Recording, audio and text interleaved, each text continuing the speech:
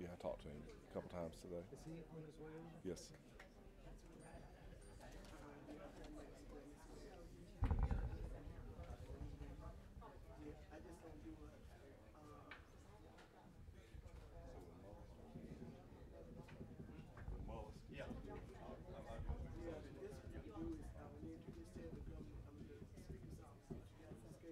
Joanne, I don't want to ruin your reputation or anything. I don't want to ruin your reputation. Yeah, I can sit next to somebody else. Sure. It's happened before. I've ruined many a reputation. We got today there.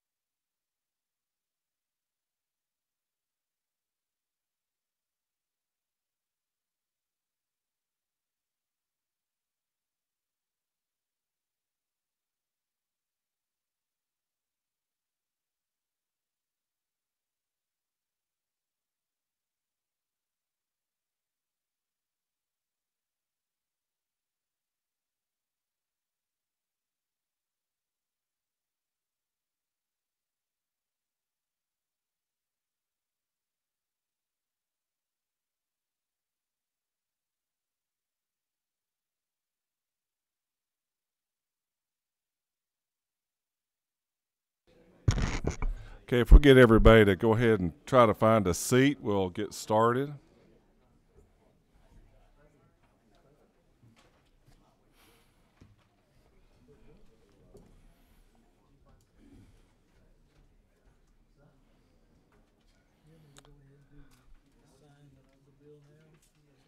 I'll call on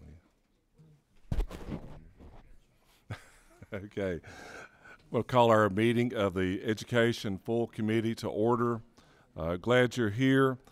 Glad we kind of cut short on some of that rules business so we could, there's so many committee meetings going on right now. And you'll see us kind of start and pause as we wait for senators to get here from the meetings they're in, because we want to be knowledgeable that they're hearing our bills right now. And we're just trying to work together. You'll see us on the phone a lot, coordinating all that. I'd like to call on Vice Chairman Chokus. Would like to recognize someone. Chairman. Thank you, Mr. Chairman. I have as my guest today, and I'm very proud to say this, President Neil Weaver. Neil, please stand up. Neil is president of Georgia Southwestern State University, which is a premier higher ed institution in my district, and we're proud that you're here today. He came up with a bunch of students that I was able to recognize from the well and see why we work so hard. But anyway, thank you, Neil, for being here.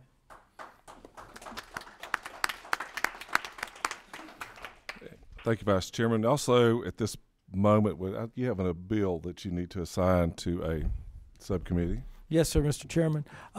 H.R. House Resolution 531 needs to be assigned to academic support. Thank you. Thank you, sir. Okay, now, committee, I just got a few comments before we get started today. Make you aware of the position of the bills that are in your folder. You'll see on the announcement there's a parent bill, and that's the one we're hearing, but you'll also see additional language in bills that I think most of them we've already heard except one, and they have been added to those bills. And what we do is we create a committee substitute that addresses the changes that we've observed maybe in subcommittee or in discussions with the bill sponsor and others that we have learned since then. Some of them, they're usually minor changes, some are rearranging, some are significant. The bill sponsors will talk about that. I always want to make sure that we say that these are not an attack on the bill sponsor or the advocacy groups or whatever it's out there. It's not personal. It's just the way that it works to speed this thing through and make sure that we get the legislation in our floor that's coming from the Senate and vice versa. As everyone knows, the speaker or the bill sponsor is the only one that speaks in the full committee. That's why everyone is invited to subcommittees, and I thank you a lot for those who came to all those subcommittee meetings. Just a little bit of housekeeping while we're talking. Keep thinking about ideas for our things, or list of things to look at during the summer or fall. We were talking yesterday that our goal in the next session is to look through all this stuff that we have put on classroom teachers and find one thing we can undo. And I think that's just a goal that some of us have. Just a note, for the rest of the session, we're going to have 2 subcommittee meetings on Monday. We'll be hearing on, forget which ones they are, but we're going to hear Albert's bill on school security. It's the bill he and I worked on together. And Martin's bill on computer science in the classroom. And Tuesday, hearing only, will be Tim Tebow. Then there'll be a full committee on Wednesday, which gives a time to pass out those bills if we choose to, so they'll be ready for rules on Thursday. Does any committee members have any questions on that, how that works? Hot dog. All right, first up, we've got Chairman Corbett on House Resolution 52.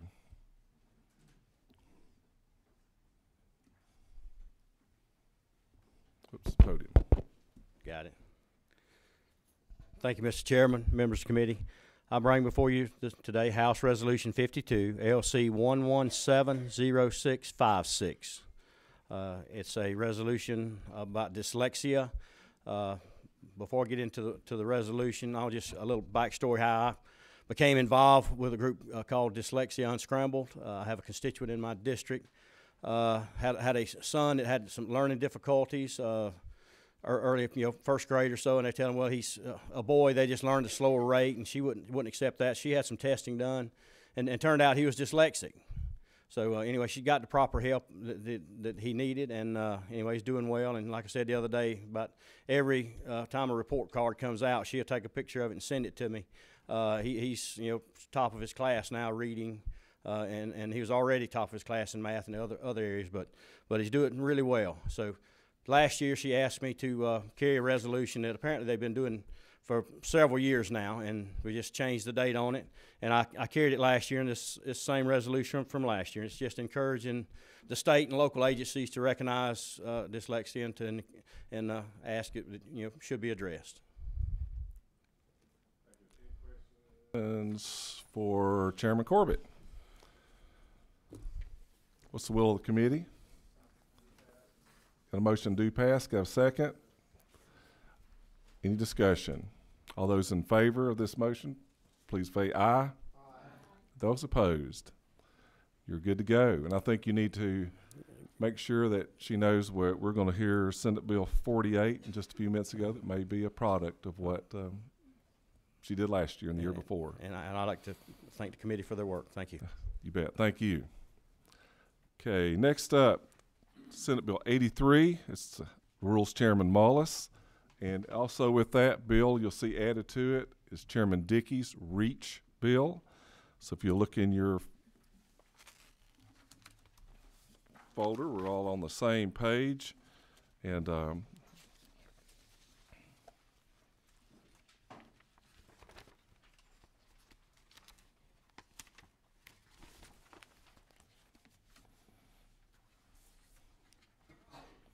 how we'll do this committee, we'll let Chairman Mullis do his part of the bill, and we'll ask him questions, and then we'll let Chairman Dickey do his part, ask him questions, then we'll decide what to do. Thank you, Chairman Mullis. Thank you so much, and also I want to thank your subcommittee for their effort in making sure this was a perfect bill. They vetted it well, and I want to thank the members of the subcommittee for all their hard work with me on this. But this bill is expanding what is already current law that you can teach Bible in public schools. This expands it to also the Hebrew Scriptures, Old Testament and New Testament, and this is to teach, not to preach. The stories and examples from the Bible, how it affects society today.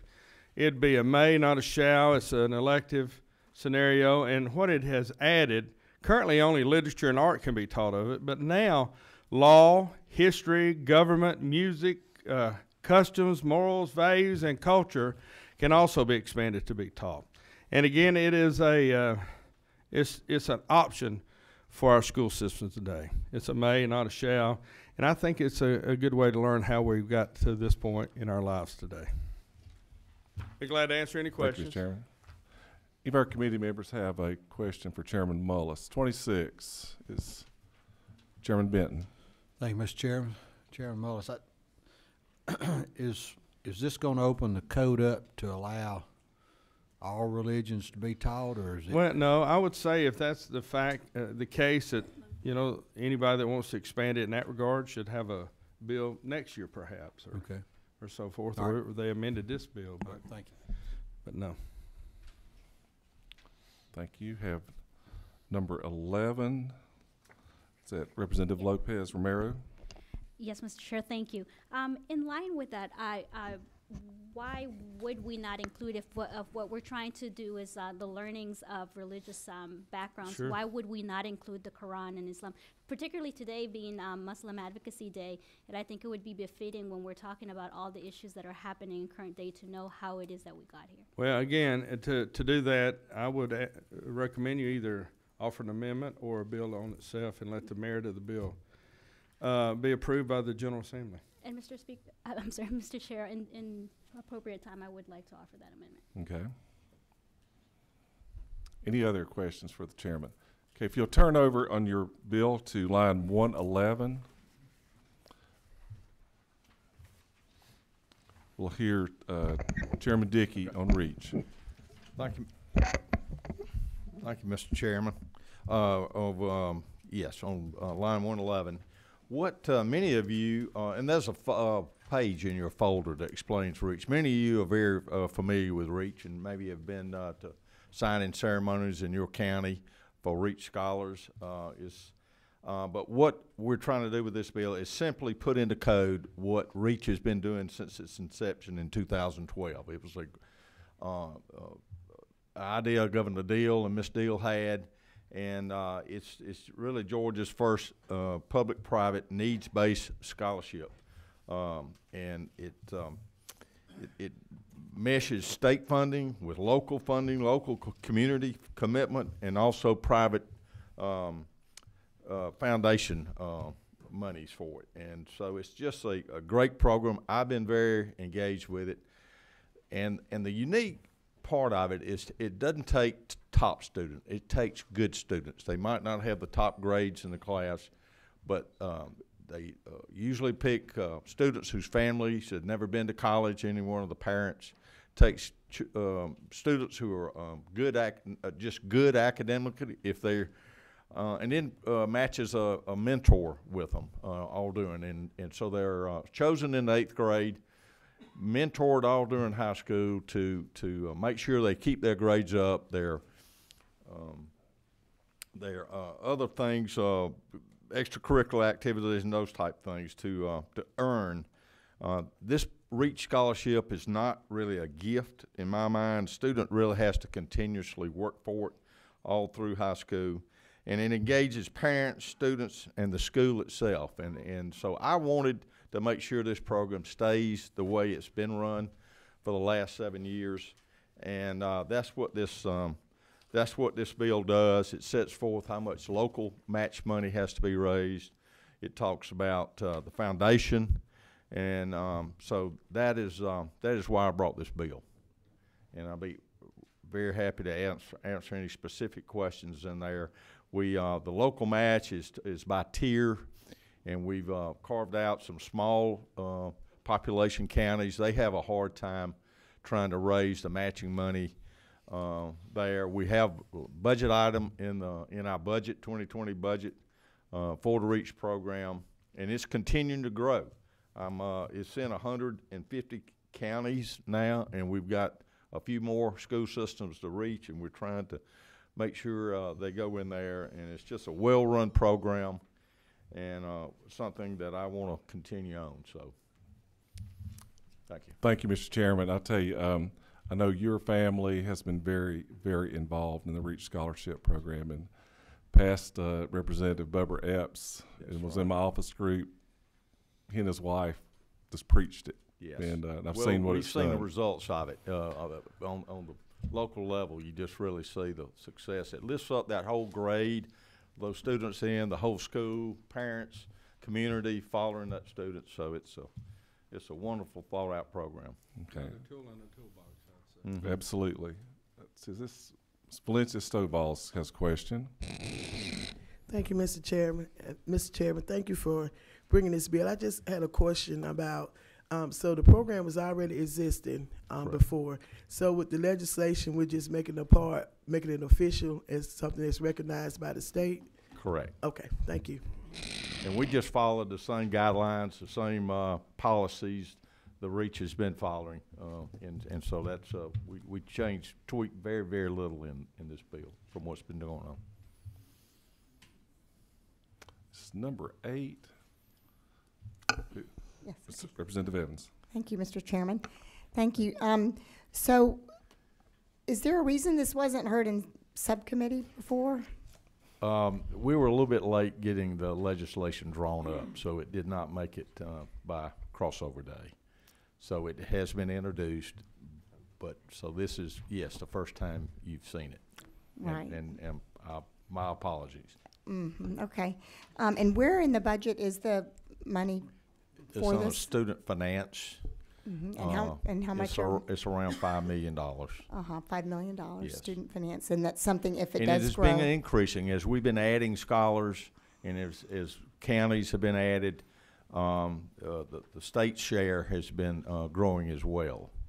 So it's been fairly gradual, and we'd like to expand it. This bill does. Presently, we've been limited to 5 scholars per school system, and I've raised it to 12 and some others and included some other possibilities. So we've given it some room to grow. Great. Could you just walk us through a little bit more of the bill? I'll be glad to. Yeah. Okay, let's keep formal. I'm sorry. Yeah. I'm sorry. I apologize. Yes, ma'am. Let's maintain formality, please. Thank you. I guess in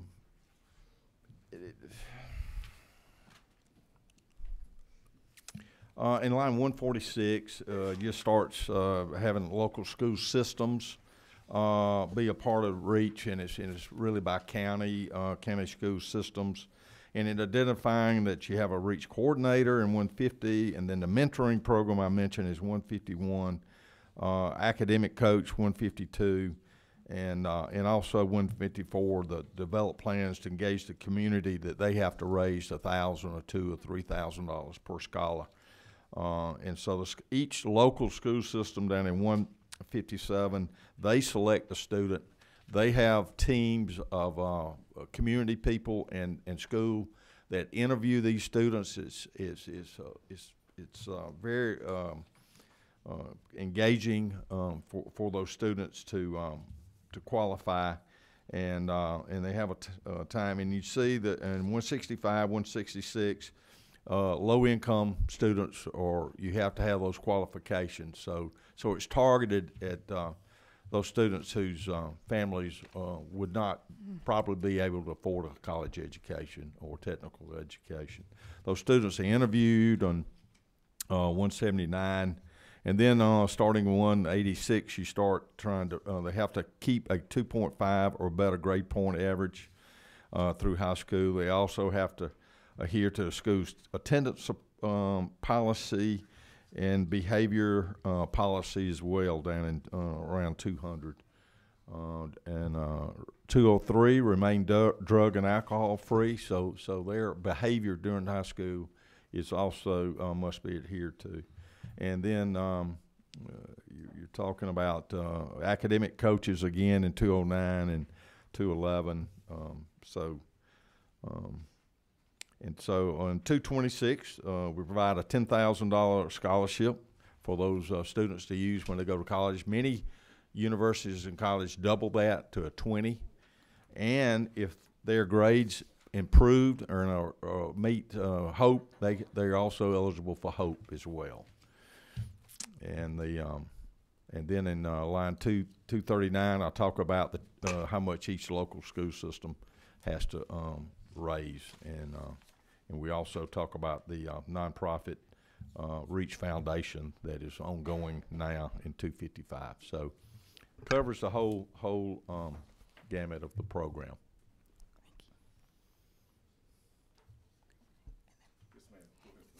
How can we, thank you so much. Yeah. This sounds like a great program. How can we find out if our county is participating in this program? I've got brochures I can get to you. Student Finance certainly has those, publicize that, and we really want to try to get into every school system in our state and expand the program. I'd certainly love to get your county, make sure they're there. Thank you. Okay, thank you. And as remember, and we try to keep it to one question so we can keep on moving. Number 10, is that? Thank you, Mr. Okay. Chairman. Yes, ma'am. I have two questions, one for Senator Mullis and one for Representative Dickey. I'm promoting him. So with this program, the schools do not have to offer the classes, is that correct?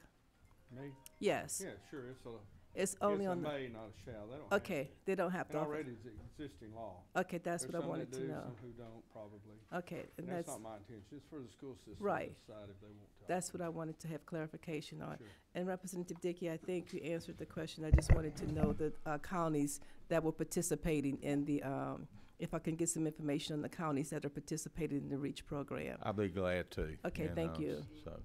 Okay, thank you.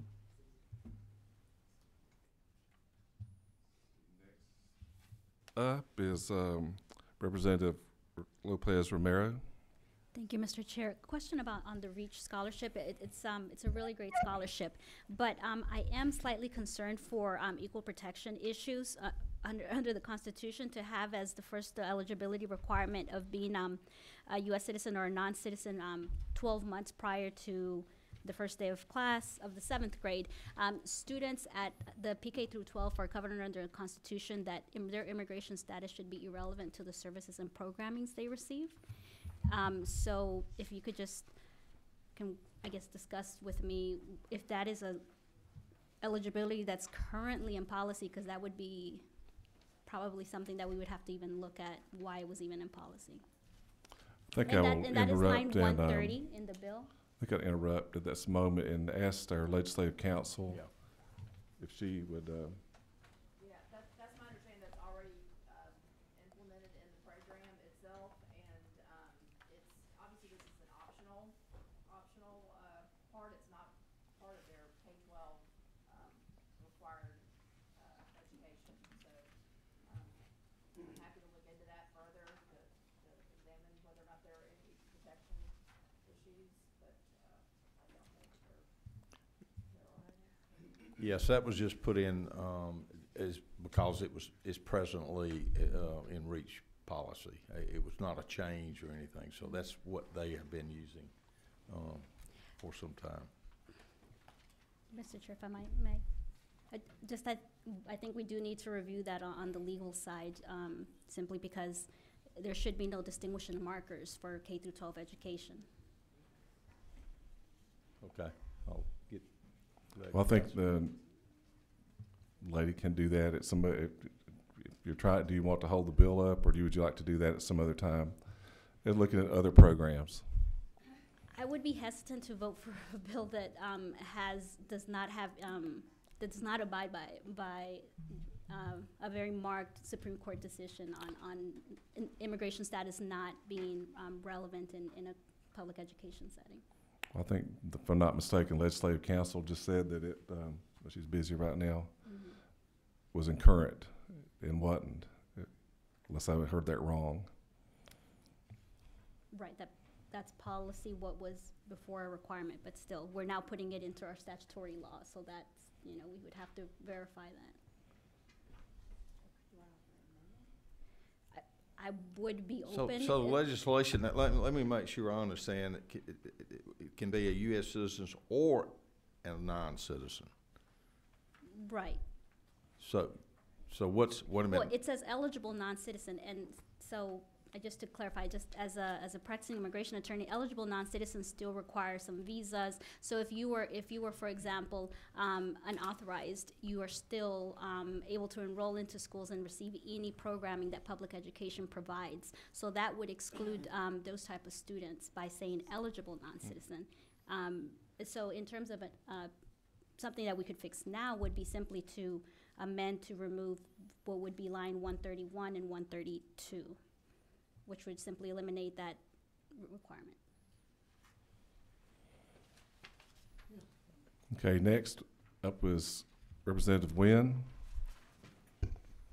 Thank you, Mr. Chair. This question is for Chairman Dickey. And it's a little bit related to something Representative Stovall and Representative Romero Lopez brought up. Since the program is currently in place right now, what's the reason behind codifying it into law, and is there any change that will occur once we put it into law? Like, is there anything different from how it exists now and how it's laid out in the bill?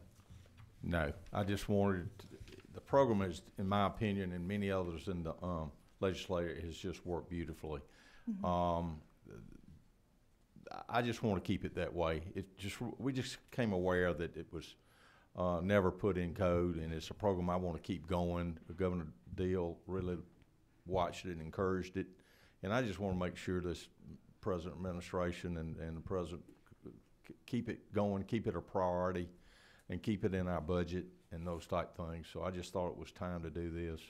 The only adjustments was trying to make the local share a little bit more affordable. I tweaked those $500 or so in the tiers.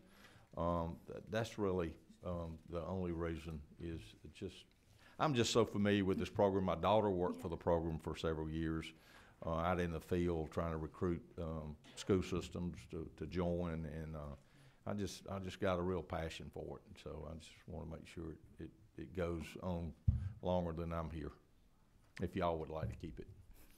Thank you. Vice Chairman Chokas. This question is addressed to Chairman Dickey. Isn't this program required to be a match by local community? So in other words, the local community, to help fund this program, has to go out into their community and get individuals and businesses and institutions, nonprofits like different civic organizations, to make a contribution, and that this money is to encourage students that may be marginal, that may slip through the cracks, to go ahead and graduate and be good students and be good role models for the other communities. And isn't that the purpose of this REACH program? That's absolutely true, Representative Chokas, and I know you've probably seen it in your community. I've seen it in mine, and it's a wonderful, well thought out program that does engage so many stakeholders in it. That it's just not a gift of money to a student award. It really engages so many things, and it's been positive not only for the student, but for the, as I said, the family, the whole school, the grade, and the community watching that student and encouraging and mentoring that student. So. Yeah. May I have a further question, Mr. Chairman? Absolutely. Thank you. And Chairman Dickey, the results that we've seen so far, it's really changing lives and changing behavior and creating positive effects. Graduation rates has improved and so forth. And one last thing I will say is that I've made contributions towards the REACH program personally in the 4 school districts that I represent. And thank you for bringing this forward. It does need to be codified. It's a great program. Thank you. Okay, thank you. Any other? 18 is Doreen Carter. Thank you, Chair. Well, thank you. And I was just saying to the representative, wish I had known this when my youngest was in middle school. He's a senior this year. But anyway, my question. I serve on code revision, so I understand that when things don't get codified, like the MARTA Act, my first year had never been codified, so it came through code revision. So my question is, I think I heard in the conversation that this legislation is already in law, however, it has not been codified. Okay. It's not a law, it's just a program established that has policy guidelines that we've been funding in the budget. Okay, so then I missed what wasn't codified then. The entire bill is not been in law. The representative will look, Right. starting on line 114, you'll notice that every part of No, right. is underlined. Right. But I thought I heard him say that it was already law. You were saying it's something that's already in place. In place. Okay, Yes, so ma'am, then my it's question already- is mute, because what I was about to ask you, if it was, I thought you would say it was already law, but you said it's a policy, it's already been working, but with us codifying it, I guess I'm trying to understand what makes it different. Why is it necessary to codify it if it's a policy in place that's working? I'm just asking just really because I honestly don't know.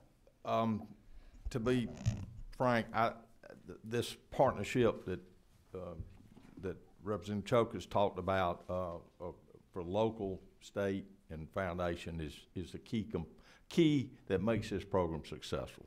That those of us who've been involved with it just want to make sure that 3-tier, 4-tier with the mentoring program stays in place. I don't want to just see the state dump a bunch of money in there and let's just have some REACH scholars. Let's keep this program like it is and expand it and make it more available all over our state. And it's growing and it just needs some structure to make sure it stays in this way. Thank you. Thank you, ma'am. Draw this to an end. Last questions, 26, is that Chairman Benton? Thank you, Mr. Chairman.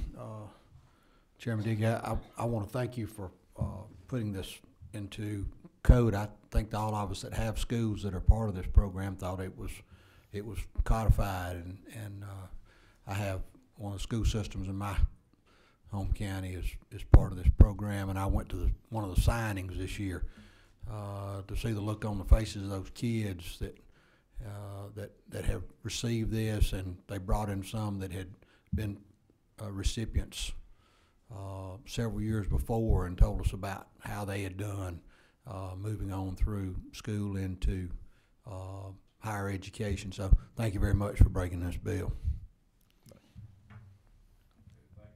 Excuse me, thank you very much. Okay, we have what's the pleasure of the committee? I think Chairman Chokus would like to make a motion.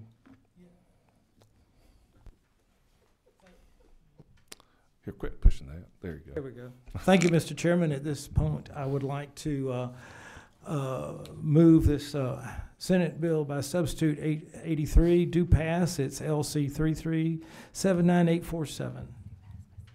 Do pass by substitute. I'm corrected. Thank you. Have a second. A second.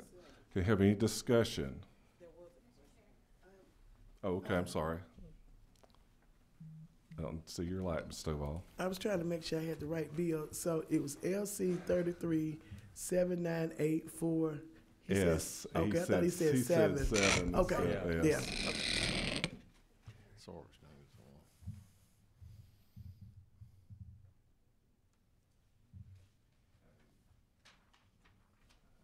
We had number 11, that's Ms. Lopez Romero. Yes, Mr. Chair, I had asked in appropriate time to make an amendment. We're not there yet. Yes, just wanted to Have the make committee have any other further discussion about these two bills that are in this LC we're listening to? Okay, recognize Ms. Lopez Romero. I'd like to move to amend to add, I would say, following the line 21 on Quran and on the Quran. We could leave it at that. And Islam teachings. And procedurally, Mr. Chair, I would have to ask, would it be a second amendment to strike 131 and 132, or could we do that together?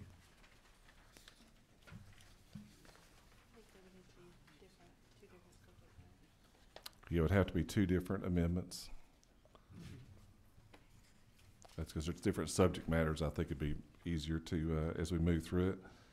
Okay, then that's your first amendment. Your second amendment was what, ma'am? To strike out 131 and 132, those lines.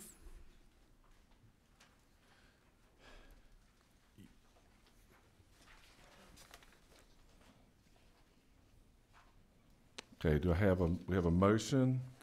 We'll just do them separately. The first one is to add Quran on line 21. And exactly where did you say at, between where? I think we could add it after line 21, so it would move the lines down. So Oh. it could precede the E, and that would be a parentheses, a capital F on, Okay. on the Quran. Okay, the members clear on the amendment. Do I have a motion? They need to be in their 7th grade, though. They need to be in the 7th grade, though. Okay, is there a Is that- second on the motion? Excuse me. Did I hear somebody say? Yes. Okay, there you go. Speak up. Can't hear. I'm old. Got a second. Okay, discussion on this first amendment, number 24. Chairman LaRicca? Yes, Floor sir. leader, excuse me. Mr. Chairman, you know, obviously we have some serious concerns about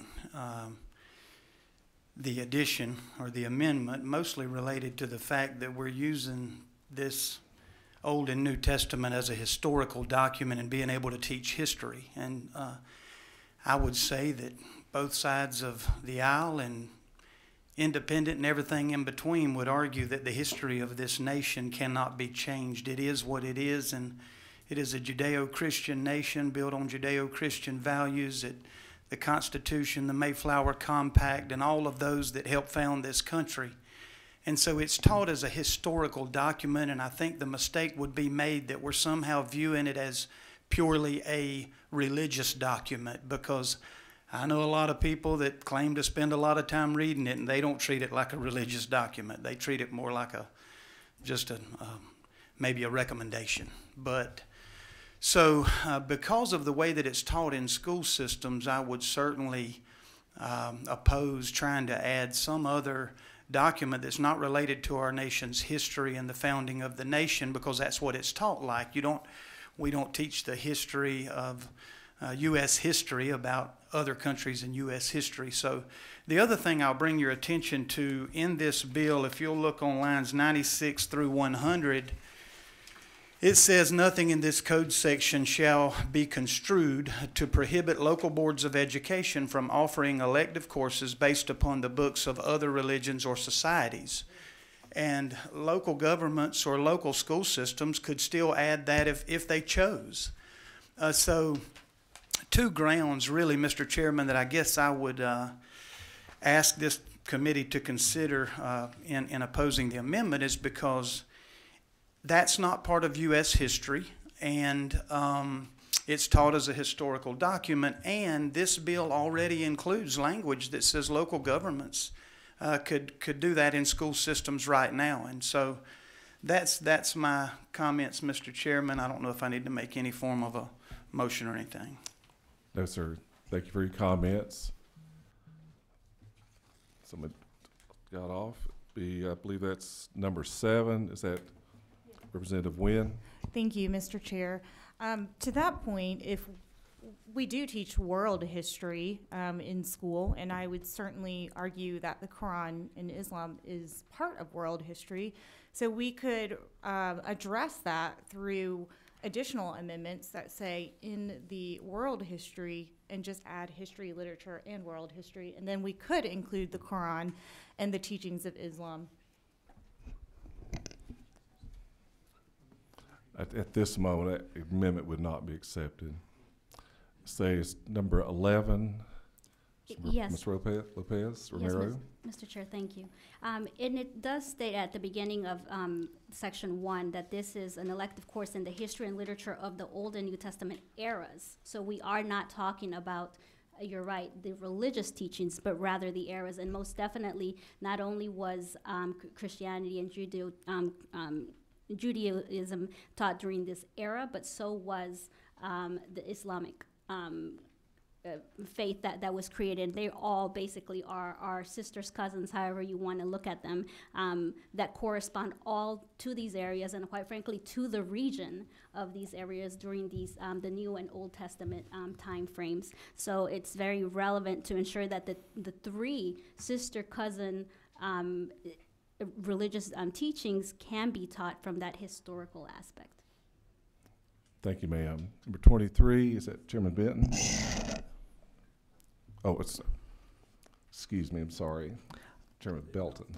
I just think that, speaking to this amendment, that it really ruined the intent of this bill to add Muslim into this. The United States was founded on equality, tolerance, equal justice for men and women based on Judeo-Christian values, and to add the idea that this was done by Muslims is just not historically correct. Further, the Islamic religion is it's about 400 years after the Old and the New Testament, so it's not in the same era either. So I really do think that it was Judeo-Christians who created this nation and who wrote these laws and wrote the Declaration of Independence and also wrote the Constitution. Judeo-Christians who freed the slaves. Judeo-Christians who did a lot of these things, and it was not. I just think to add the Muslim would be to destroy the intent of this bill. More, and then we'll turn it over. We'll just go ahead and see how we're going to vote on this. Representative Romero Lopez, on your amendment. Thank you, Mr. Chair. One more note. This is not to teach U.S. history. This is to teach the history and literature of a particular area as it relates to religious texts and religions. So this has nothing to do with U.S. history. That's not actually what this section indicates that these elective courses are for. And at the end of the day, yes, Judeo-Christianity is very important from the foundation of this country. However, one of the principal foundations of that is to not, through our establishment clause, to not give preference to any particular religion. And that includes the principles and foundations that were of those that first started the United States. However, originally there were other faiths and belief systems in the United States from indigenous people. Thank you, ma'am. We've heard great testimony and spirited discussion. At this moment, we'll vote on Amendment 1. Those in favor of Amendment 1, raise your hand. And we'll count. It's 4. Those opposed to Amendment 1, please raise your hand. 9, 10, 11, 12. The amendment fails. Amendment 2 was from Representative Romero Lopez, I believe simply to strike lines 131 through 132. Is that correct? Oh, excuse me. Go ahead. I'm sorry. Oh, that's correct, Mr. Chair. Okay, do we have a motion to do that? A second? We have a second. Then discussion on striking lines 131 through 132. Representative Romero Lopez. And just to clarify, it's actually in the U.S. Supreme Court decision found in Plyer versus Doe that says that undocumented children are actually entitled to the same K-12 educational opportunities provided by the states to children regardless of immigration status. And for that reason, enrollment may not be denied to school-aged children regardless of their immigration status. And in addition to things such as eligibility for free and reduced price meals, special education services, and school-sponsored activities and events. And that's just for clarification as far as what my concern is regarding that eligibility requirement.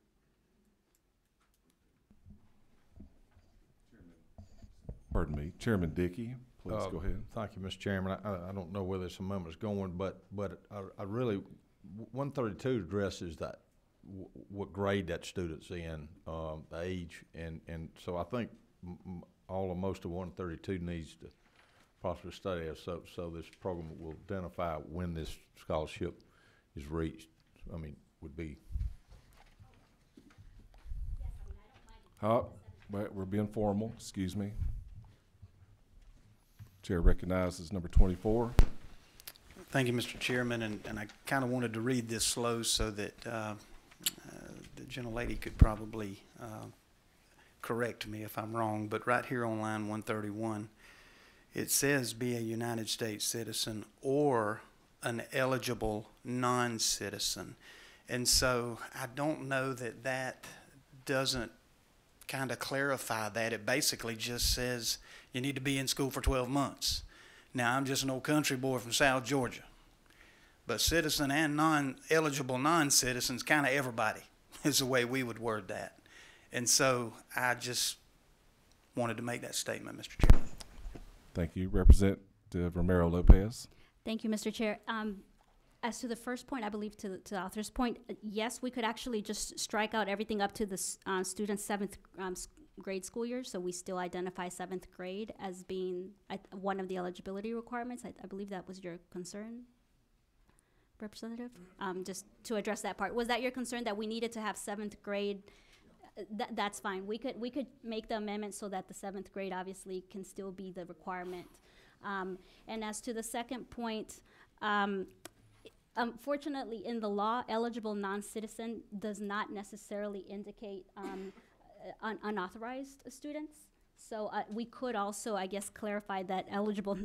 In that case, there would be no need to have. Your law was referring to enrollment. Hang on. We're being formal. Sorry.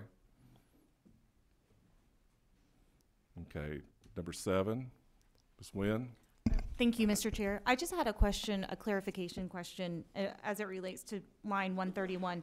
Is it you must be a United States citizen or an eligible non-citizen? Both of those you have to be for 12 months prior to, or is it you have to be a United States citizen, or do both of it establish that it has to be a 12 consecutive month prior to entering in the program, whether or not you're a United States citizen or an eligible non-citizen?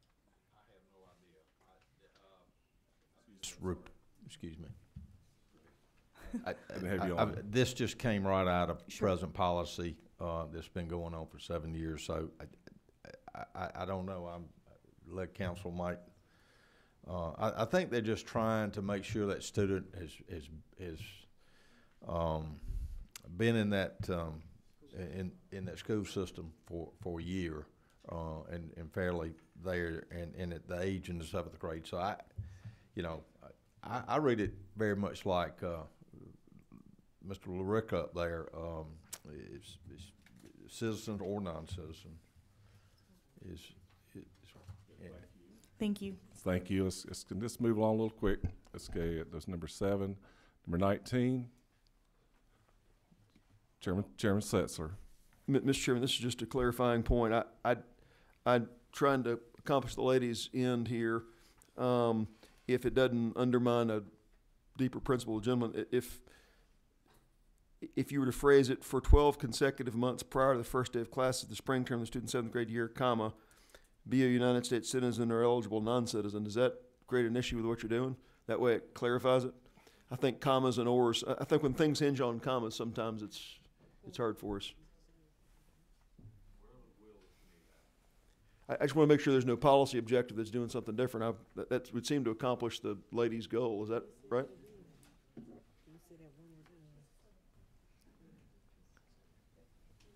I'll refer to Legislative Council. Yeah,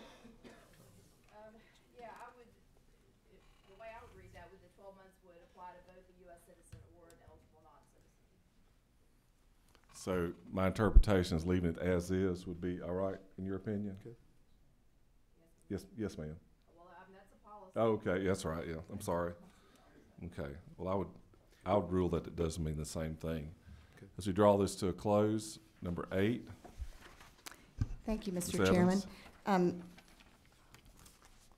Would another possibility be a United States citizen or a non-citizen? Is that instead of eligible non-citizen? Is that, I don't know if that would help. Because I think the issue is an eligible non-citizen is what Representative Ramirez Lopez has said. That would be students with green cards, and there, it doesn't include undocumented students. So non-citizen include undocumented students? If you struck the word eligible, that's, I don't know, I'm offering that. You would have to make your own amendment to address that. Two more and we're done. Representative Ramiro Lopez. Just to clarify, I am okay however we want to word that being basically 12 months prior including your 7th grade year, but what needs to be removed is both citizen and eligible non-citizen. That in itself needs to be removed because there's no there should be no differential regardless of immigration status. So there is no point to have that language in the statute. So to clarify, your amendment would be to strike be a United States citizen or an eligible non-citizen for, and then start the paragraph at 12 months consecutive. That's correct, and just for also grammatical reasons, it would then have to read 12 months prior to the first day of class of the spring semester, the student be in 7th grade. So just for grammatical reasons, fixing that.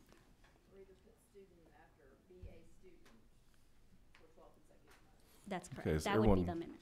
Everyone familiar with what we're doing? Okay, one last one, 24 is floor leader.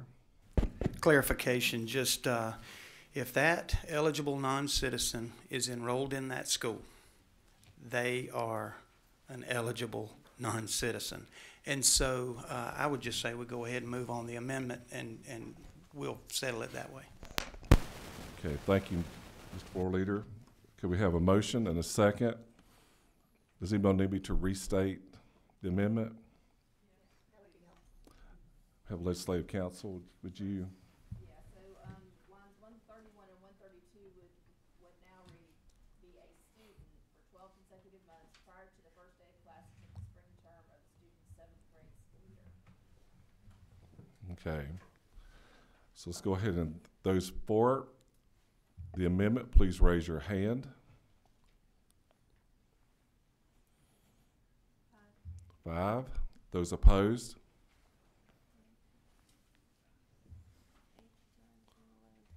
Motion fails. So the motion on the floor now is the entire bill in its entirety. Do I need to read the LC number 337984S as committee substitute?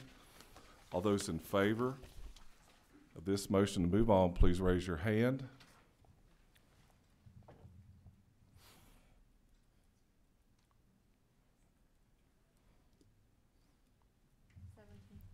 Seventeen. Those opposed, likewise.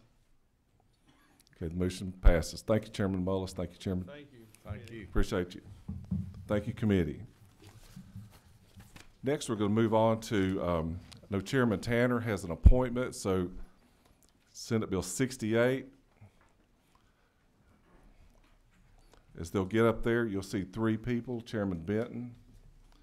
It's a bill you've heard, Chairman Tanner's bill, and Ms. Sims within subcommittee.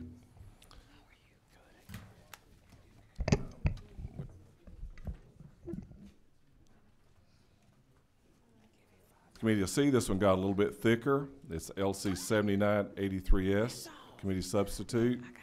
And I am not going to be long. We'll start off with Ms. Sims. Thank you Senator, so much, please Mr. Chairman. present your part of Thank the bill. you, and I appreciate the opportunity to speak before the House Education Committee.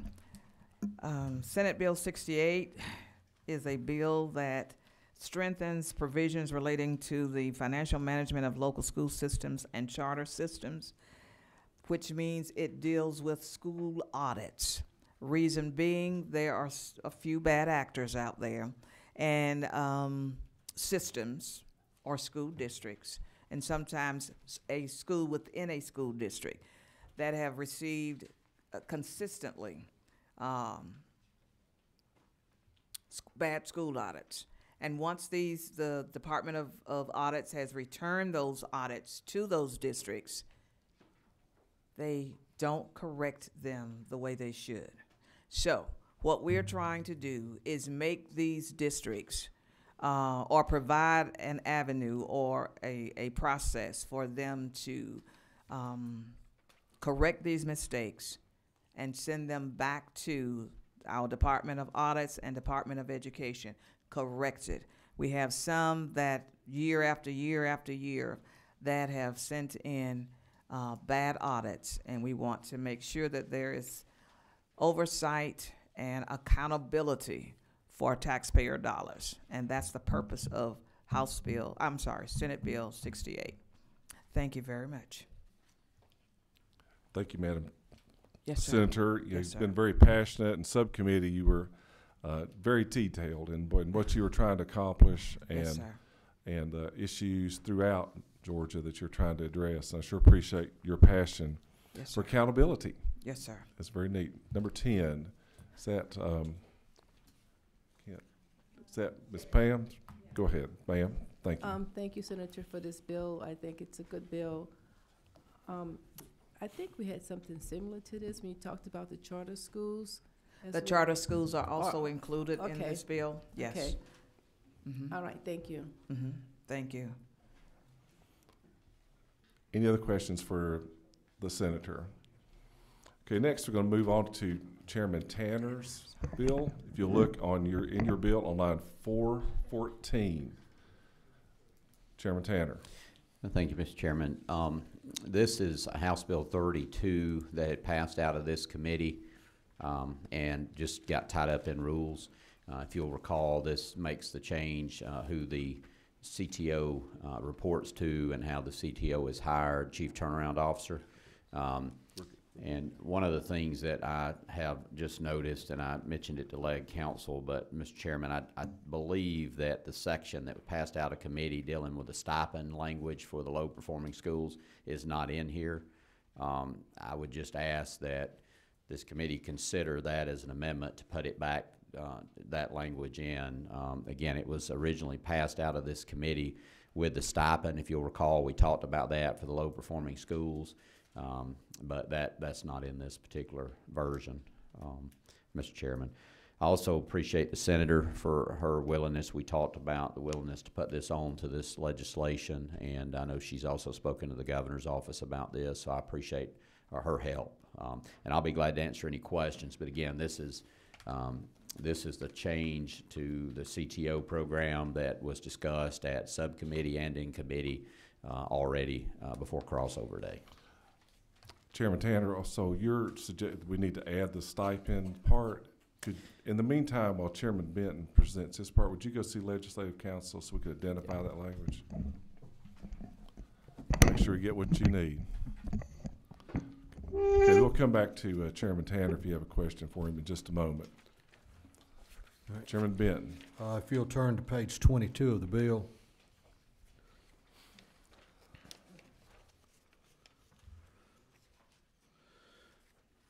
This last section, Part 3, deals with a bill that passed out of this committee. Earlier it was House Bill 86 that deals with teachers that have signed a fourth contract or can file for an appeal of in their TEKS evaluation where they receive an unsatisfactory and ineffective or needs development. That is the end of the year assessment. Up until that time, they are given number grades. And I had someone say, well, I didn't think tenured teachers could be fired. Yes, they can. If they get two of these bad assessments, yes, they can. They lose their teaching certificate. Would like to point out that most of these assessments are done in I guess you could say good faith. We do have sometimes where there's a personality conflict or other things that come along where teachers have received 3s and 4s, and at the end of the year they get an unsatisfactory, and they cannot appeal that right now. Like I said, this did pass out of the committee earlier in the session before crossover day, so I would certainly appreciate your continued support on this. Any of the members have a question for Chairman Benton on what we heard or prior? Okay, thank you, Chairman Benton. Okay, Chairman Tanner. So we've left a section out. We apologize and run around. So members, what we're going to do is let legislative counsel. I didn't ask her to read every little bit of it because it's quite lengthy, and it would give you an idea of what we're talking about. Go ahead, Chairman. I'll just remind the committee it is the again the stipend piece where the chief turnaround officer working with the local board in these schools may offer a stipend, $5,000 state portion, $2,500 local portion. It's the bill that we heard, House Bill 32 originally, that passed out of committee. We heard testimony from schools that were being worked with by the CTO in support of this legislation, from local school boards, local superintendents. That's the same language that she'll be providing to you. It's the same language that you saw in House Bill 32. It was just left out of this version. So I would ask for you to consider putting that back in, because it is a test for us to offer some extra assistance to bring in high-quality teachers in some of the schools that are having very difficult times. So I would ask, if you would, Mr. Chairman, allow Leg Counsel to give us that language. And we'll let her read it all. We were, my trusty sidekick here says, Mr. Chairman, for this amendment, you need to read it all. So you're a member of this committee, Mr. Chairman. Would you like to make an amendment? Yes, I'd like to offer an amendment in the form of a motion to amend Senate Bill 68, LC 337983S, with the language that Leg Counsel will read in your hearing this time. And it should give us the location, and that would help. Oh, with the appropriate, excuse me, okay. Go ahead. It's gonna be a new section at the end of the bill, right before the effective date.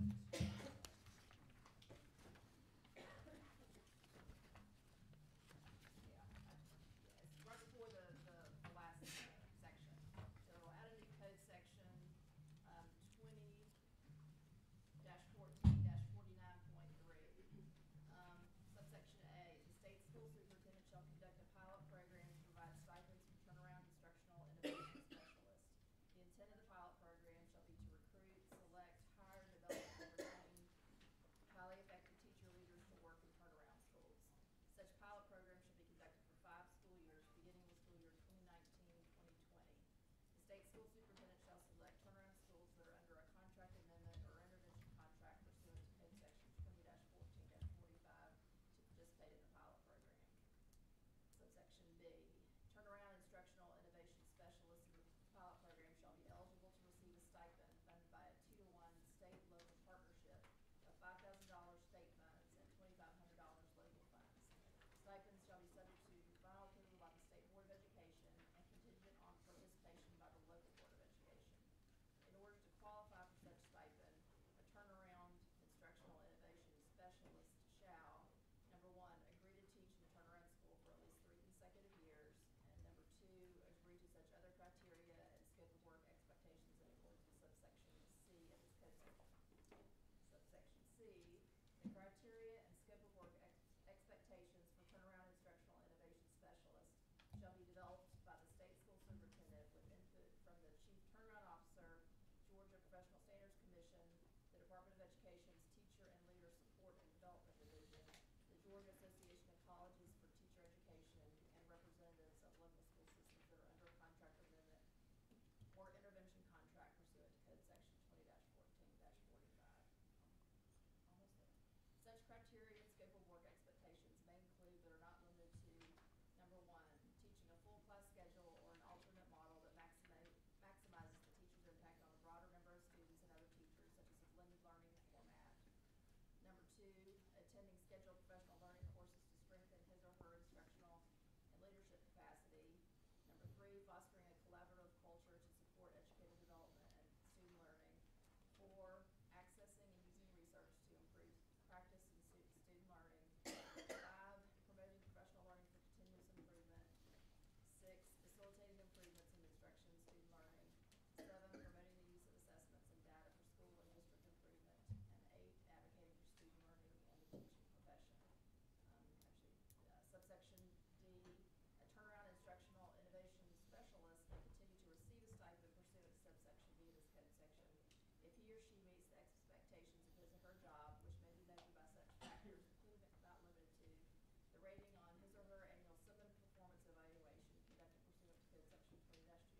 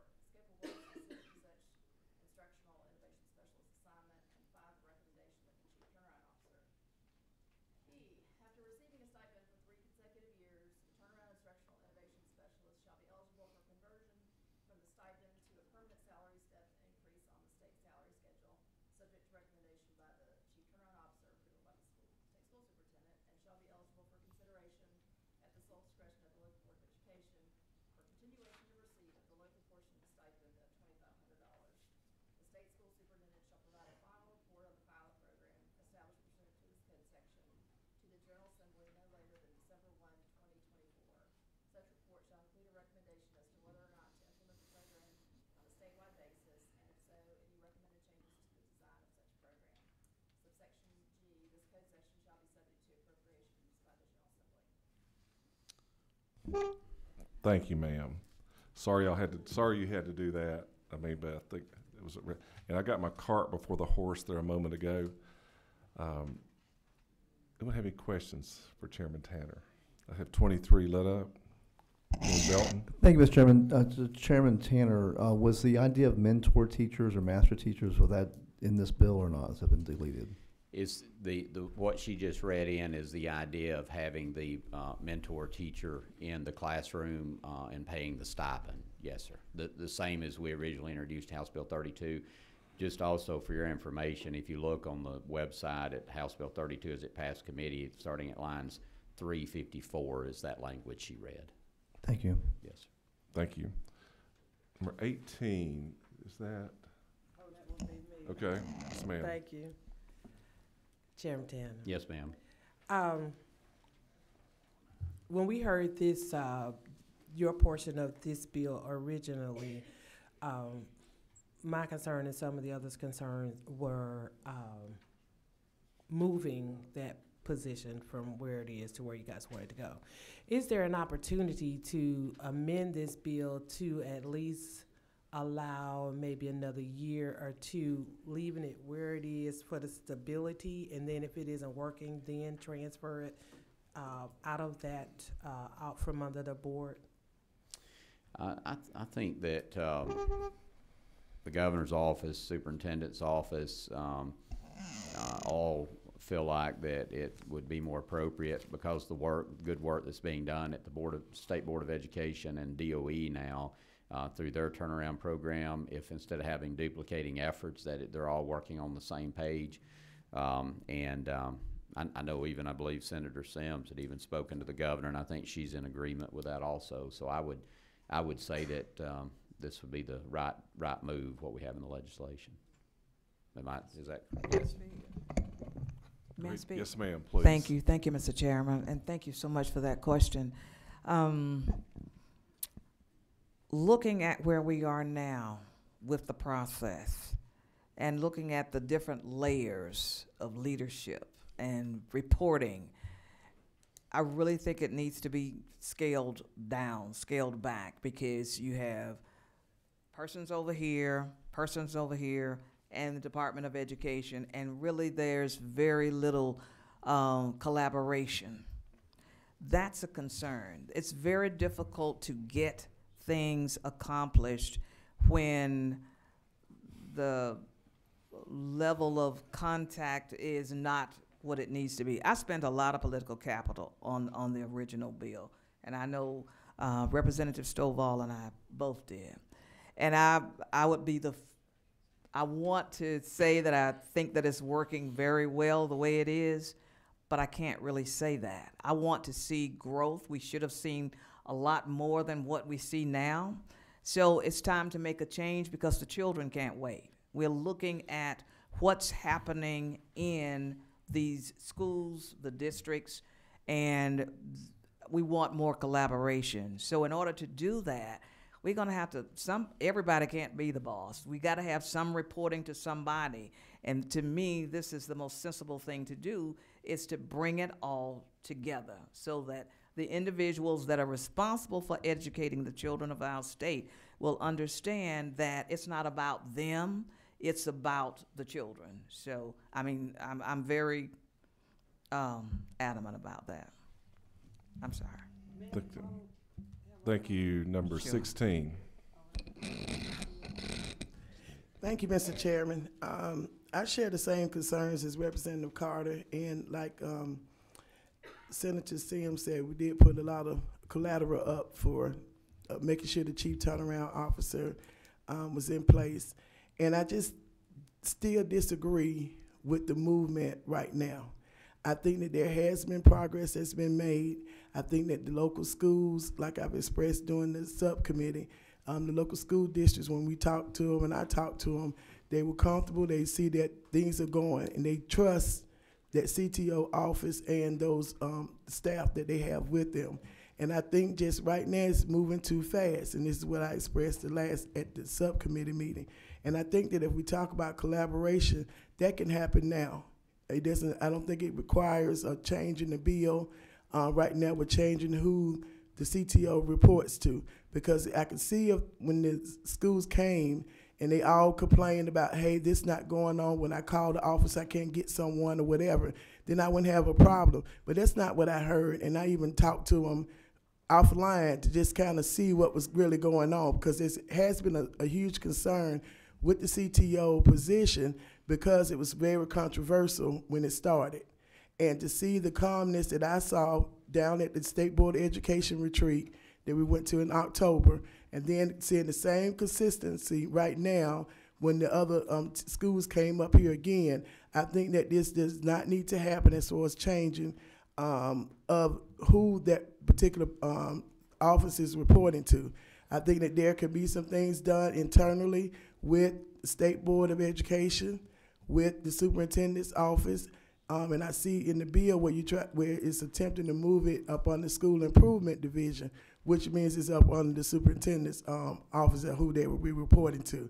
And I think that this is my opinion. I just don't agree with it. And then even last time I shared it, but I went ahead and actually seconded the motion, and I even voted for it, but I won't be able to do that this time on this without offering an amendment to change it back to how it originally was. And Mr. Chairman, at the proper time, I would like to make that. No, I'll deny that motion. Okay, no Thank problem. you. Have number 18, Ms. Carter, again. Senator, I have so much respect for you, and I appreciate you sharing it. And I have to be honest, and Chairman Tanner, you know, we had a lot of talks. I was very adamant when this bill started that I thought it should have been under the superintendent. When I saw this legislation, and well, first of all, going back to the retreat and actually seeing principals and people who were involved with the CTO and seeing some improvement. It looked like it is working. And I was ready to fully support this bill, but when I started seeing all this movement, and it just doesn't seem like it should move. Again, I was adamant against it when y'all was spending capital, I was fighting. But now we see it working. And my question would be, if you all do not see it working at the level you would like, I think my concern would be more of the funding. Are we gonna put the money where it needs to be so that he can grow that department and work with more schools? And I don't know if moving it resolves that. Well, like I said when we talked about this the last time in committee, the governor appoints the state board. Currently, the CTO answers to the state board. The governor, over the next period of time, is going to be naming his own members to the state board. The governor's made it very clear that it's his desire that this person not answer to the state board, but answer to the DOE process. So governor has the ability to do that in multiple different ways. I think that this is a good program, and I think the best way to salvage this program and to make it successful and that success continue is to do it this way, legislatively. And I think Stephanie, that works at DOE and the turnaround program, her and the CTO in the past have had a great relationship, and I think that they can work very closely together. And I think this will offer all of the resources that DOE has if it's together and not separated. So again, I appreciate all of those who helped with this, and those of you who were here know how hard I worked on this legislation. And I think you would know that if I did not truly believe that this was what's in the best interest of this program and its long-term success, I would not be here asking for it. So I would ask that you vote your conscience, but have a little confidence in me that I'm trying to do what's best for the children in this particular situation. So, but again, I respect your decision. Thank you. Number 7, Representative Wynn. Thank you, Mr. Chair. Chairman Tanner, can you just explain to me why lines 629 through 652 were struck? So repeat that again. Chairman Tanner, would you mind just sharing with us why lines 629 through 652 were struck from the bill?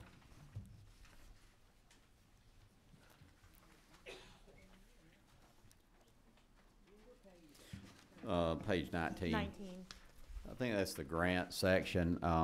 GOSA, traditionally, when we set up this Chief Turnaround Program, the governor, at that time, Governor Deal wanted GOSA, the Office of Student Achievement, to be involved in this through a grant process. Governor Kemp wants this handled through DOE, who has other funding sources, grant opportunities, et cetera.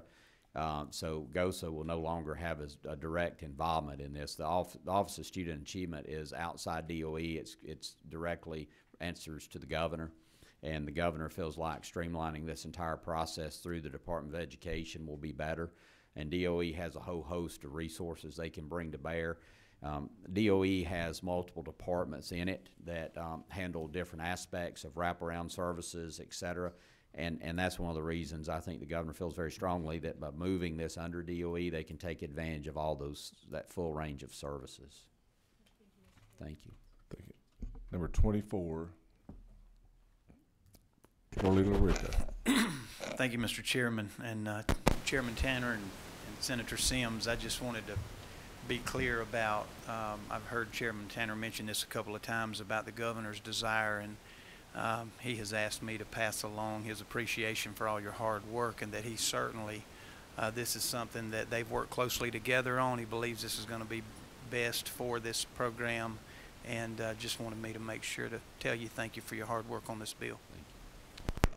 Got two more. Representative Romero Lopez.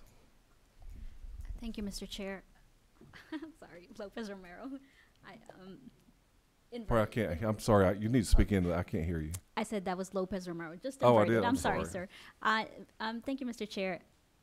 Following up on Representative Nguyen, I understand that you had mentioned to me that the DOE has grant monies that could be available, but we're striking out that portion that provides about the only amount of actual statutory access to money, and yet not adding on that the DOE would have to do the same in some fashion. So that is a concern. And as was mentioned before, I'm very appreciative of the work that you did the first time around. And even though we had concerns one way or another if it was a good idea, I took the good faith of the work that you did, and I voted for that bill too. But I also am concerned with these changes where you have something that has been working and you want to change them solely because our current governor wants changes for a program that's been working. So I'm really concerned, particularly on that side on a lot of things, but particularly on the side that we don't have any mechanisms of money that's in statute.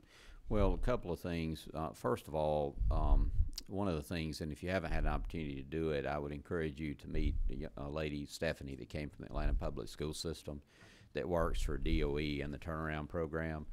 She turned around several schools here in Georgia in the Atlanta area, and she's doing a tremendous job. And they are using those resources now in schools that the Chief Turnaround Officer is not working with, and they're having unbelievable success. Matter of fact, they've been held up nationally at different conferences as an example of how to get things done. Now they're using the mechanism and the plan we laid out in House Bill 338, but they're doing that. And they're using those resources today. So there is proof in the pudding, so to speak, that DOE's already doing that, because we're only working with 19 schools out of the 100 plus that are on the list. The DOE office is working with all the other schools. So they are making great success, and they are bringing financial resources to the table to get it done. And I know DOE's here, and I'm sure they can speak to that, but they do have those resources, and they are bringing them to bear. Just one from the chairman's seat. I think I wrote down and put a little star beside it that when we do meet at some point this summer or fall, probably, that'd be good to have her explain to the committee what she's doing, what's going on. I think Chairman Tanner. I agree. Last question, Ms. Stovall. Mr. Chairman, I just have a point of clarity on our rule here. I messed up. I got pinched over here because of what I said. But I do have a question on our rule on number 5, and I want to know, when was the substitute SB 68 given to us in its full version? Because number 5 says that we should be able to introduce a committee substitute but we would have had to deliver it to you at least 2 hours prior to the scheduled meeting. But if I didn't have this particular bill to a certain time, then how would I, as a member, been able to submit a substitute to it? Hang on, pardon me. I know for a fact we emailed it out early this morning. I think you need to check your email. We emailed the subs, all of them out early today. Yes, ma'am. Okay, that ends our discussion on, what number are we on here? House Senate Bill 68, LC 7983. What's the pleasure of the committee? Get a motion do pass? A second. Any discussion? Hearing none. All those in favor of this bill moving along by saying aye. Any opposed? Would anyone like a show of hands? Would? Okay, show of hands. Those in favor, please raise your hand. Chairman Benton, you can vote. In favor of the bill to pass and move on. 12. Those opposed? The bill moves on. Thank you, gentlemen. Whoops. Oh, pardon me. Whoa. We have to vote on your amendment, Chairman Tanner. If you just made a motion. We voted on the bill. So what do I do? Messed up.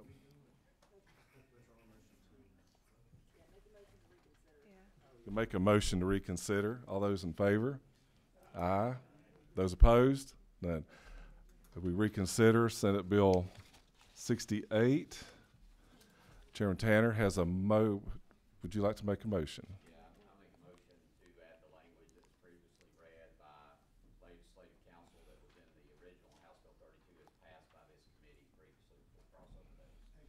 We have a second. All those in favor, aye. Any opposed? No. We have a nay. Okay. We have a motion passes. Now, thank you. We make a motion for the entire bill to move on. So moved. All those in favor? Well, I need to say any discussion. None. Those in favor, please by saying aye. Any opposed? We have a few.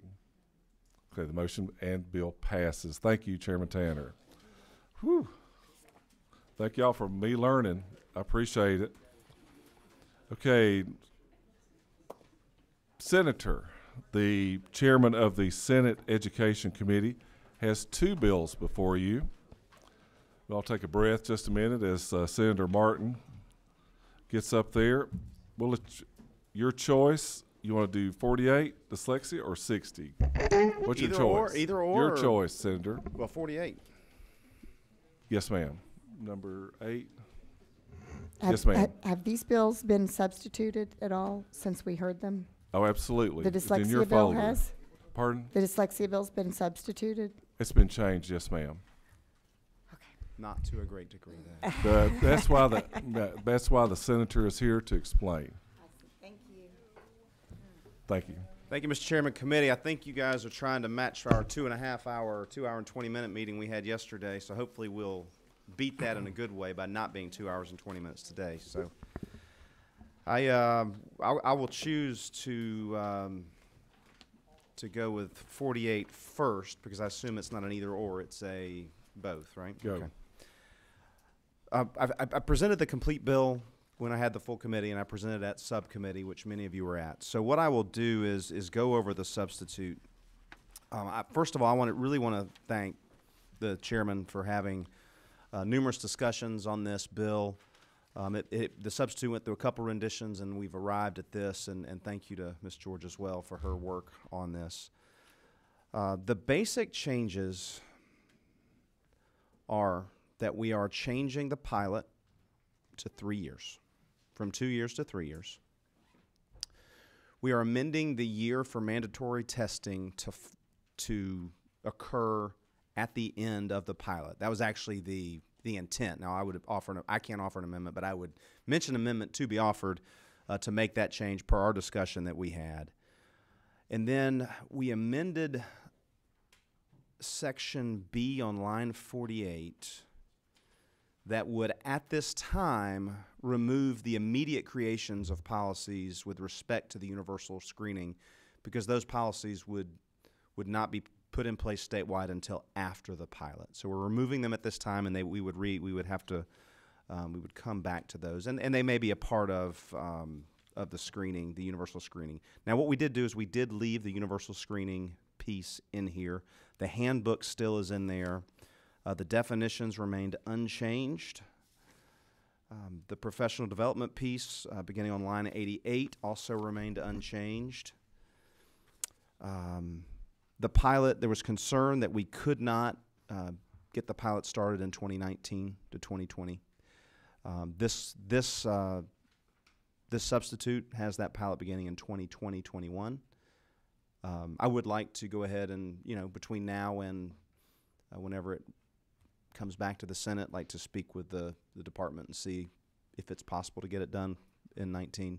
If we could move that back, I would appreciate that, but obviously there's more discussion. So at this time, I would prefer to go ahead and move the bill along and not get caught up on that point.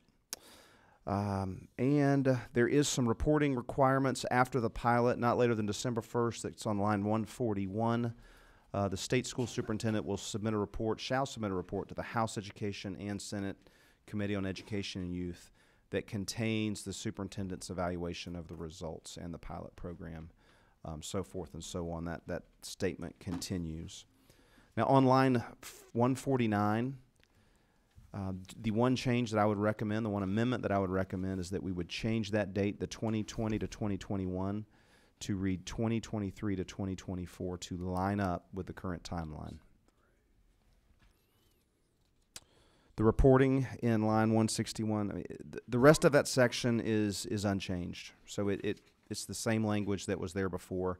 The only difference is that it was actually moved in the bill to after the pilot. That just makes a little more sense when you're reading the bill. The pilot comes first, and then the universal screening comes second. And then sections 2 and sections 3 remain completely unchanged, so we're still going to have our endorsement language for teachers that would like to achieve that endorsement, and we are still going to make sure that our pre-service teachers are getting education on identifying and treating students who have dyslexia or have characteristics of dyslexia. And one other thing I want to say, effective 2020, the school board will go ahead and set policies about screening students who have been identified through the response to intervention process. So we're still doing that immediately. So students who are having some learning disabilities, we're still going to go ahead and screen those students so that we can make sure if dyslexia is one of their issues that they're dealing with, that we can go ahead and get them the tools that they need. So those are the basic changes. I'm in support of this substitute. Would ask your favorable consideration. Thank you, Senator. I appreciate your passion and study committee work, all that we've done on it. On the amendment we're going to talk about on 149, it's going to start, I thought, we were trying to figure this out all morning. I think we had agreed it was 2024, 25, because we didn't think that DOE would get it engaged at, and it needed to happen after that third year, because I think your research had shown. Of course, I can't offer an amendment in the committee, so I know. So I think that's what we had talked about, because that you needed that 3 years. It's been a long day, Mr. Chairman. If I misspoke that, I apologize. 3 years of data to really make a educated, knowledgeable move forward. I have to tell you, I've learned a lot about this. From the advocate, children, different folks have sent us letters, and I've always heard about it, didn't know a lot about it, and I appreciate your passion and your work. If you have a few committee members have a question, 16, be Representative Stovall. Thank you, Mr. Chairman. I wanted to commend you for all the work that you've done with the study committee and over the summer and all the work on this bill. And I just wanted to make acknowledgement that Representative Scott had introduced House Bill 40 dealing with screening for dyslexia, which I was a co-signer on. So we're excited. I'm excited to see something taking place for being able to screen our young people at an early age, so that they can cut down on them not getting the services that they need as they move along in K through 12. Thank you. Thank you, Representative Stovall. I would say this. I don't want to take credit for the study committee because I was not officially a part of the study committee. However, I guess I was brought in as the closer after Fran Miller. He handed it off to me, so you can look at it. Maybe he was the quarterback and handed it off to me, or I'm coming in to try to close the deal. But I appreciate that, and I appreciate the bipartisan effort that this bill is. It's a bipartisan bill. It's had bipartisan support throughout the whole time, including sponsors, and I appreciate the bipartisan support on the House side as well. Is that Thank you, Mr. Chairman. I was going to mention Senator Miller, too. Senator Fran Miller and that study committee did an unbelievable job. And we brought a young lady up from our district to speak, and she's good friends with my daughter, but she spoke on behalf of her sister and how she struggled in her kindergarten, first, second grade before she was identified as dyslexic, and then she's just off the charts. But you mentioned in your discussion about one of the amendments or part of the bill that will be amended that you would like to see it at 2019? That's the pilot program. If we can begin the pilot program in 2019 so that we can... What would have been the reason why we couldn't? Is this some sort of a fiscal issue, or is it a... It was just a fact if the department can physically get get the documents and get all the requirements put together in time for September, and I haven't talked to him about it, so I'd be putting him on the spot, and I'm not going to put him on the spot here. Sure. Or even if it started, well, they can hear my questioning in my mind here. Or even if it didn't begin immediately in September, if it began at some point during the school year that would be acceptable to get the data that we're gathering, then that would be the only change that I would make to this if it came back to the Senate. Follow up, Mr. Chairman. Yes, sir, please. So much work has been put into this, and there's, again, bipartisan, and because of the need, I would like maybe to hear someone from the Department of Education, if they could. Is there mention that or no? I'll answer, Okay. no, sir. I think the discussion we had around that was that they gave them 4.5 months, and that, we could do it. We could force it. And what would we get? We would get something forced and not quality. And I think everybody involved in this wants quality. We want to make sure we get the right thing, the right questions answered, and that's why we kind of agreed to that. Thank you. Number 18, Ms. Doreen. Thank you. I want to say thank you so much. And I want to say thank you on behalf of my son, Roland Carter II. I went home and told him about this and this bill, and I asked him, how much different would your life have been had you had the support in elementary school? Yeah. So I definitely support the bill, but I am concerned, or my question would be, if we are removing the testing of the youngest of kids, whether we use mandatory or whatever, but if we're not going to do the testing, we could potentially still miss some students. And I understand moving it to after the pilot, but even within the pilot, we could potentially still miss some students. Thank you. And I don't want to confuse the issue. The only thing we changed was setting up the policies around the statewide mandatory, because they were set to be ready 2020. Okay. Well, we're not going to be ready for statewide mandatory testing by 2020. We're not going to even have it. So we didn't want to require them to have policies that weren't going to be used for 3 or 4 more years. Okay. Instead, the idea is that there is still a requirement within the pilot for mandatory testing within the pilot. So Gotcha. That still exists. Okay. The pilot is unchanged as it was when it first came through. So okay. If a district is participating in the pilot, there will be mandatory testing within that so that we can get a feel on the best way to implement it, the best way to serve our kids, and the best way to respond. That's what we want to do so that when we go statewide, we're going to do it right. Yes. And that's what's important. We don't want to go statewide and really mess it up and everybody say, what in the world are you doing? Why are you wasting this money? Why are you doing this to us? and then the whole thing get thrown out because of it being frustrated. We want to do it right. Okay, thank you. And I'll also add, Senator, we kind of rearranged it just for flow. We did. And I think if you read the original bill and then this one, it was just rearranged some for flow. So it just, that was just a art. Yes, sir. May I take a second? I Absolutely. also want to thank the many advocates, and a few of them are here today for their work and their willingness to step up and speak up and take off work and be here at the Capitol AM, PM, whenever they needed to be to make sure that their voices were heard and the great sacrifice their children took to get out of school and come down to the Capitol. I know they hate getting out of school to come to the Capitol, but they did a great job. They all did a fantastic job. Okay, any further questions? Okay, we'll take a motion. I've asked Ms. Doreen Carter, would you like to make the motion? Yes, thank you. I would like to. A motion to do pass on SB 48. By committee substitute. By committee substitute. LC LC 337992S. There you go. All right. We got motion and a second. Any discussion? I have a button lit up, 25. Mr. Chairman, at the appropriate time, I'd like to make a motion to amend. That is true. I'm getting ahead of myself, am I not? No, You're at the right moment. Go ahead. I'd like to move to amend on line 149, that's page 5. The years currently read 2020 to 2021, and I would move to amend that to read years 2024 to 2025. Thank you. Has everybody got that? Any discussion? I think I need a second. Ms. Carter. All those in favor of the amendment by saying aye. Any opposed? Same. Amendment passes. Okay, now we're into the first and second. All those in favor of by committee substitute SB 48, moving along, please say aye. Any opposed? No. Thank you. Great work, man. Yeah.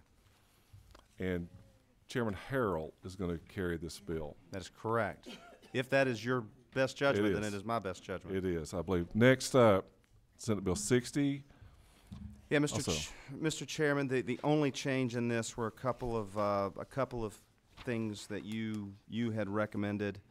I don't think I've actually presented this in front of full committee, so I'll quickly go over it. Sure.